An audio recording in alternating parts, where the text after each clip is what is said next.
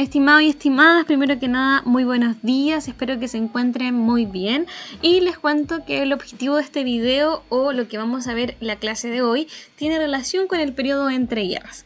Específicamente vamos a ver parte de lo que sucede entre la Primera y Segunda Guerra Mundial. En verdad, esta y las próximas clases tienen que ver con este periodo, pero la próxima nos vamos a enfocar más que nada en los fascismos. Entonces, la idea de esta clase, más que nada, es comprender cómo fue transformándose culturalmente, económicamente y políticamente las naciones posteriores a la Primera Guerra Mundial. Y nos vamos a enfocar no solamente en Europa, sino que ahora nos vamos a centrar también en lo que es Estados Unidos. Por lo tanto, para comenzar esta clase es importante recordar que todo lo que provocó la Primera Guerra Mundial va a cambiar la situación tanto política, económica y social del mundo en este momento. Se va a ver sumamente alterada. Y por lo tanto va a provocar que económicamente, en específico, se vea un cambio, no solamente en la forma de producción, sino que también en el poder que tenían las naciones para ese momento. Por eso es importante recordar que luego de la Primera Guerra Mundial, Estados Unidos va a tener mucha influencia, ¿cierto? Dijimos que iba a tener mucho dinero porque vio la guerra desde lejos, no se metió hasta el último, que en verdad era cuando finaliza la guerra, y también había prestado mucho dinero a los países europeos, por lo tanto estaba más enriquecido que estas naciones.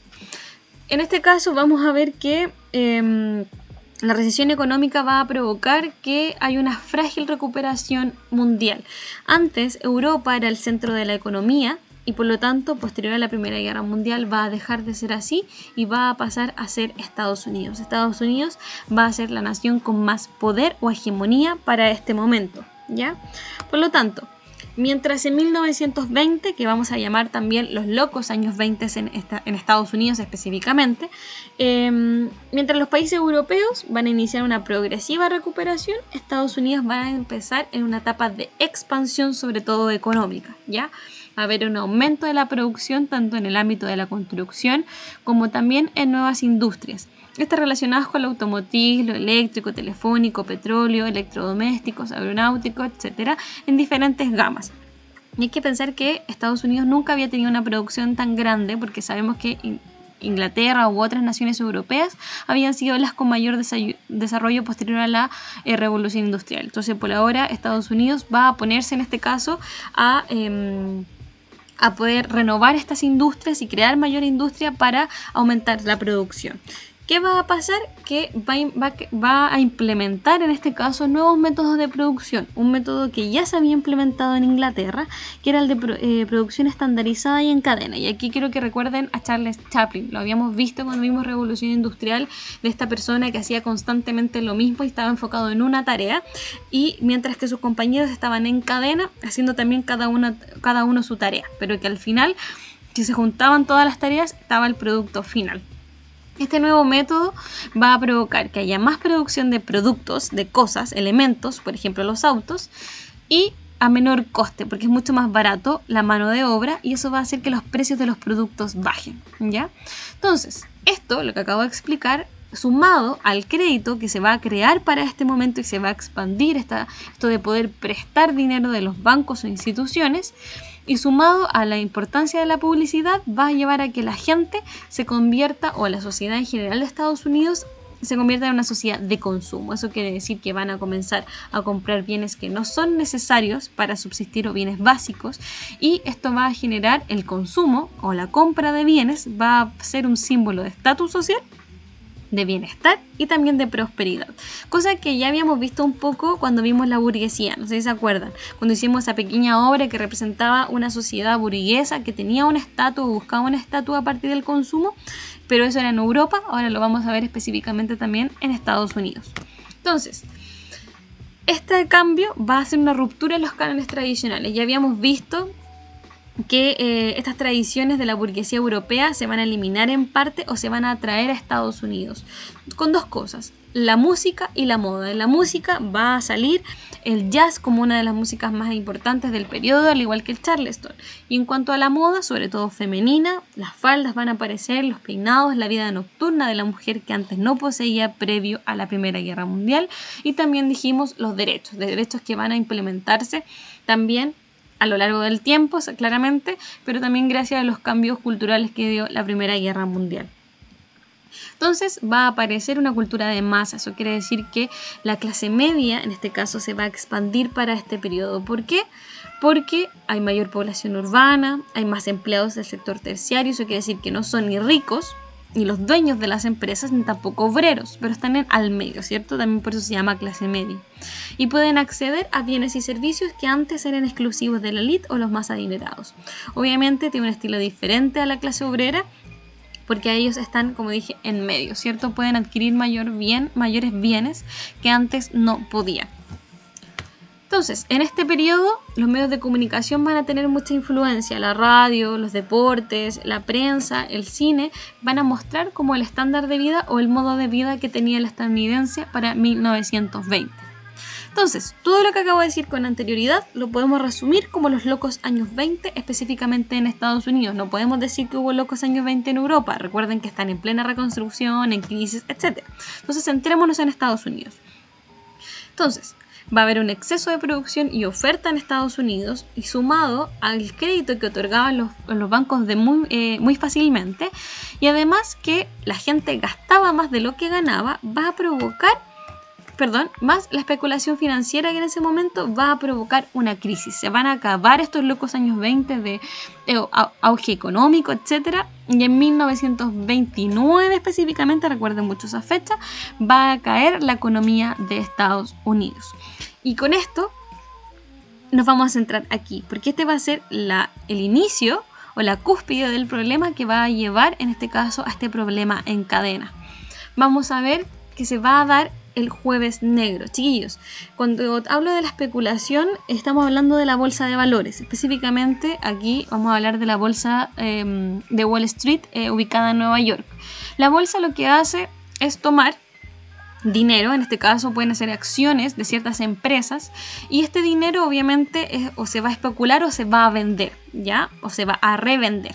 Entonces, ¿qué va a pasar? Que la gente estipula un valor a ese bien o a esa acción, y cuando la venta puede subir por la pelea por esa acción o la competencia que existe, o puede bajar. Aquí estamos hablando de oferta-demanda. Recuerden cuando vimos economía en primero medio. Entonces, ¿qué va a pasar? La gente está tan endeudada que va a tratar todos al mismo tiempo, o gran cantidad de personas, de vender sus acciones. Por lo tanto, va a haber mucha oferta. Y cuando hay mucha oferta, en este caso, la demanda, si es equitativa, está bien, porque la oferta y demanda, mientras esté equitativa, hay buena economía. Pero si hay mucha oferta y poca demanda, los valores comienzan a bajar. Es, por ejemplo, en las mascarillas. Las mascarillas hubo mucha demanda, por lo tanto subieron su valor.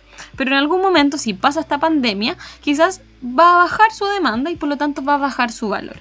¿Y qué va a pasar? Esto en un momento subió. La gente tenía mucho valor o demanda las acciones, pero luego va a bajar. Todos quieren vender al mismo tiempo para pagar los préstamos que tenían, y va a provocar que toda la bolsa o los valores o las acciones que estaban en la bolsa van a caer. Y a eso se le va a llamar el jueves negro en Nueva York. ¿Qué va específicamente esto? Va a provocar una crisis en cadena. Los bancos dieron préstamos que ya no tienen retorno porque la gente no tiene dinero para pagar. Y quiero dejar claro aquí, si una acción, antes yo tenía una acción que valía 2 millones de pesos, frente a que no hay demanda por esa acción que yo estoy ofertando, esa misma acción puede valer ahora 100 pesos, que es mucho lo que le pasó a la gente en ese momento. De hecho, hubo una crisis en cadena, como dije anteriormente. Los bancos están en quiebra porque la gente pidió dinero que no está devolviendo.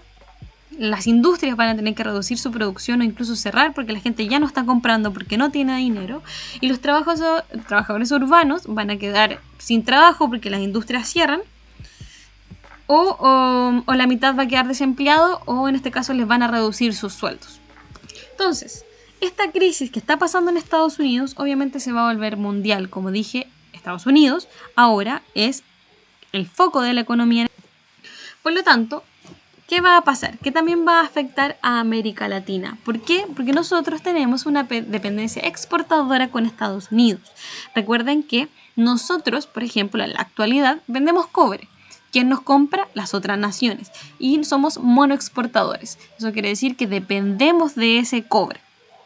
Para ese momento nosotros vamos a tener que exportarle cada vez menos porque ellos no tienen dinero para comprarnos y por lo tanto nuestros precios van a tener que ir bajando del recurso para que nos puedan comprar. De nuevo hablamos de la oferta y la demanda. Los países más afectados, claramente nosotros, que somos las economías más dependientes de América Latina junto con Argentina. Europa le había pedido a Estados Unidos dinero para la reconstrucción y por lo tanto ahora Estados Unidos no va a poder seguir prestándole dinero. Entonces, ¿qué va a pasar? Esto. Todo lo que había pasado en los años 20 mostraba el estándar americano de la vida ideal, mientras que cuando cae la economía pasa esto. La gente está haciendo fila para poder conseguir alimentos, ¿ya? Porque ya no tienen dinero para subsistir, no tienen trabajo tampoco. Entonces, Estados Unidos va a responder a esto. Primero, el presidente Herbert Hoover va a decir que el Estado debería ser o debería tener una economía que es liberal. Ya, cuando pasa la crisis, obviamente se comienza a cuestionar este modelo. Y por lo tanto, el próximo presidente que va a tener Estados Unidos, que es Roosevelt, va a decir, hay que cambiar la economía para que Estados Unidos se recupere de esta crisis en la que está. Y va a crear el estado de bienestar y la economía proteccionista. ¿De qué se trata esto? Lo vamos a hacer rapidito por el tiempo que tenemos, pero entonces, este caballero, que es John Maynard Keynes, es un inglés que habla sobre que el Estado debería intervenir cuando hay una crisis económica para poder reactivar la economía. ¿De qué manera tiene que hacer? Redistribuir los ingresos que tiene el Estado para cambiar el foco de problema. Por ejemplo, ahora el Estado está poniendo mucho dinero en medicina, obviamente en salud por el problema que hay. Tiene que promover el empleo, eso quiere decir el Estado contratar gente para dar movilidad económica al dinero en el país, y también con eso va a estimular el consumo de estas personas que tienen trabajo y así invertirlo o reinvertir este dinero dentro de la nación y así reactivar la economía. De esta forma, este caballero va a decir, vamos a hacer un nuevo trato. Este nuevo trato va a hacer un cambio en la economía de Estados Unidos donde busque recuperarse el sector público de la nación, reactivar la industria y generar políticas de obras públicas para dar trabajo a la gente. Entonces, con esto, el presidente va a crear lo que se llama un estado de bienestar, que lo vamos a ver después aquí en Chile, donde es un estado que propone o garantiza que los ciudadanos tienen algunos servicios básicos. Nosotros, de hecho, tenemos parte de un estado de bienestar, no completamente. Por ejemplo, el derecho a huelga de los trabajadores en caso de malas condiciones laborales, seguridad social, o sea, un derecho a tener dinero, el seguro de cesantía, por ejemplo, es un seguro o algo de seguridad social. También el derecho de tener salud, como FONASA, por ejemplo. También las pensiones y jubilaciones son parte de un estado de bienestar que garantiza algo básico para la vejez. Y también un subsidio de desempleados, que en este caso es lo que decía yo del seguro de cesantía, cuando uno queda sin empleo.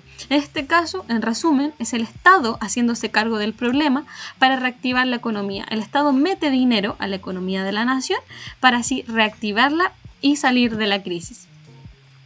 En cambio, en América Latina vamos a ver que también va a afectar. Si bien Estados Unidos busca una solución, aquí en América Latina va a haber también un fin a los gobiernos liberales. Eso quiere decir que los gobiernos que se habían elegido para ese momento no dan respuesta a la crisis, lo que va a incentivar a que los ejércitos traten de tomar el poder en estas naciones y van a haber intentos de golpes de Estado.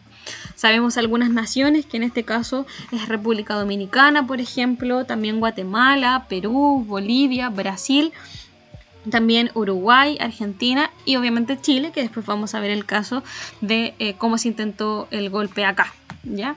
Entonces, en cuanto a lo que es la economía, todos los países de América Latina eran exportadores o dependían de la exportación de sus productos, y este modelo se va a poner en cuestión y va a llegar a su fin. Y por lo tanto, todos los países de América van a comenzar a tratar de industrializarse.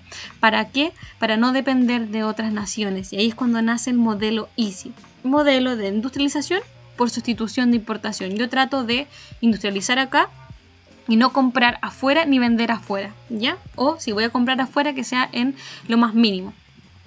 Eso va a llevar, y con esto terminamos, a los populismos aquí en América Latina. Van a llegar muchos gobiernos que van a proponer satisfacer las necesidades del pueblo. Por ejemplo, atrás vemos el ejemplo de Evita Perón, en Argentina, que todavía es muy querida en Argentina, porque obviamente es un gobierno que trata de responder al pueblo, pero también de estar a favor o en equilibrio con la élite de ese momento. Por lo tanto, van a crearse programas sociales para satisfacer las demandas del pueblo y también van a tener características como un líder fuerte y carismático. Por ejemplo, el caso de Eva Perón, va a tratar de sustentarse en diferentes sectores políticos, obviamente para poder mantenerse en el poder, y van a hacer siempre un discurso nacionalista, o sea, de apoyar a la nación por sobre aquellos que trataban de meterse externamente, como por ejemplo las naciones imperialistas. Y por último, la economía va a tener control estatal, obviamente para poder reactivarla y mantener la economía de las naciones. Entonces, en general, en esta clase, chiquillos, muy larga, lo sé, pero tratamos 3 puntos.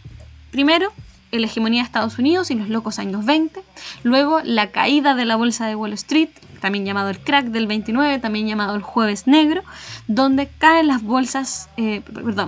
acciones en la bolsa de Wall Street y eso provoca una crisis económica radical en Estados Unidos, donde incluso mucha gente se decide suicidar porque pierde todo el dinero que tenía acumulado, lo que provoca también desempleo, crisis económica, desestabilización política, etc. Y por eso van a hacer el New Deal. New Deal es nuevo trato donde el Estado va a ser un Estado que va a intervenir ahora en la economía y eso va a ayudar a generar un estado de bienestar donde la gente tiene asegurado cosas básicas para poder subsistir. Y dijimos que en América Latina también va a afectar porque dependíamos plenamente de naciones como Estados Unidos.